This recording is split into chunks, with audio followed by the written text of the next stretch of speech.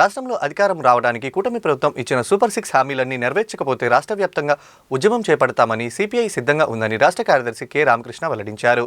ప్రజలకు వెంటనే ఇళ్ల స్థలాలు ఇవ్వాలని ఆయన డిమాండ్ చేశారు.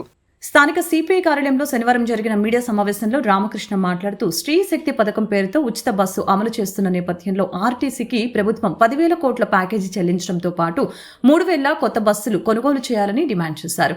జాబ్ క్యాలెండర్ విడుదల, నిరుద్యోగ భృతి, పట్టణ రూరల్ ప్రాంతాల్లో పేదలకు ఇళ్ల స్థలాలు, ఇంటి నిర్మాణానికి 5 లక్షలు ఇవ్వాలని అన్నారు.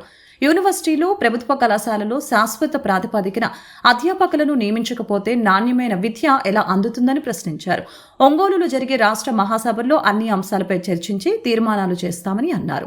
సిపిఐ నాయకులు కేవీవి ప్రసాద్, తాటిపాక మధు, కూండ్రపు రాంబాబు, సప్ప రమణ, వంగమూరి కొండలరావు, లావణ్య, సునీల్ తదితరులు పాల్గొన్నారు.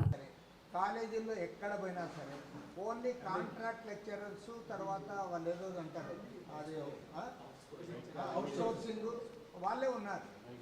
అదేది ఒక గంటకింత అని ఇచ్చేవాళ్ళు. కాబట్టి ఏమంటే అది కరెక్ట్ కాదు.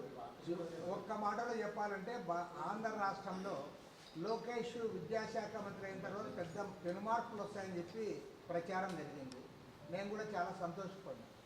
ఈవెన్ లోకేష్ని కలిసినప్పుడు కూడా చెప్పాను, నువ్వు ఛాలెంజింగ్ టాస్క్ ఇది, చాలా కష్టమైనది అంటే లేదన్నా 100% చేస్తానన్నా. కానీ ఎక్కడ ఆ సూచనలే కనపడాలి. ఇవాళ చాలా దౌర్భాగ్యమైన పరిస్థితి ఏమంటే ఆంధ్ర రాష్ట్రంలో యూనివర్సిటీలు అంటే ఏవంటే గీతం యూనివర్సిటీ, కేఎల్ యూనివర్సిటీ, విజ్ఞాన యూనివర్సిటీ.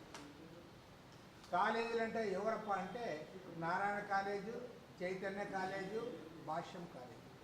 గవర్నమెంట్ ఏమన్నా గొడ్డుపోయిందా అని నేను అడుగుతా ఉన్నాను. ఎందుకయా గవర్నమెంట్ అని అడుగుతా ఉన్నాను. రాబోయే రోజుల్లో విద్యాశాఖ మంత్రి కూడా అవుతారు. ఇవాళ మీరు భారతదేశంలో ఎక్కడైనా పోయి అడగండి, ఆంధ్ర అంటేనే వాళ్ళు గుర్తుకొచ్చేది నేను చెప్పిన యూనివర్సిటీలే.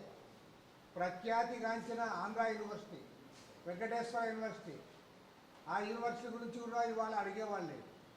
జేఎన్టీయు ఎంతో ప్రఖ్యాతిగాంచినవి, అవన్నీ గాలికి పోయినాయి. ఎవరప్ప యూనివర్సిటీలు అంటే వీళ్ళు ముందుకు వచ్చారు.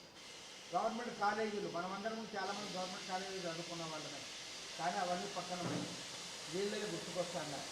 కాబట్టి ఏమంటే ఇవాళ విద్యా రంగంలో ఉన్న వాళ్ళు ఎవరైతే ఉన్నారో వాళ్ళకి కొంత మార్పులు రావాలి. అంతేకాకుండా 3,000 రూపాయలు నిరుద్యోగ భృతి ఇస్తానన్నారు. ఖచ్చితంగా నిరుద్యోగ భృతి ఇవ్వాలి. సూపర్ 6 వాగ్దానాలన్నీ అమలు చేయాలి. రేపు ఒంగోలులో జరిగే మా రాష్ట్ర పార్టీ మహాసభల్లో వీటన్నిటిపైన కూడా చర్చించబోతా ఉన్నాం. తీర్మానాలు ఆమోదించి రాష్ట్ర వ్యాప్తంగా పెద్ద ఉద్యమానికి కూడా శ్రీకారం చుట్టబోతాం.